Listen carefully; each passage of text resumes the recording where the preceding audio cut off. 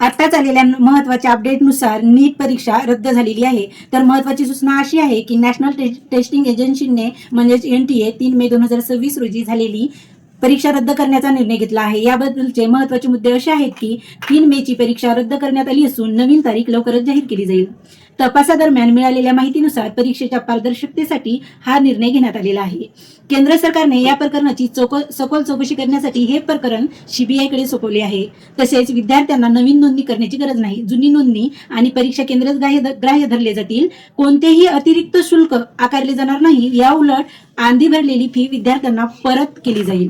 नवीन प्रवेश पत्रकाचे वेळापत्रक NTAच्या अधिकृत वेबसाईटवर प्रसिद्ध केले जाईल.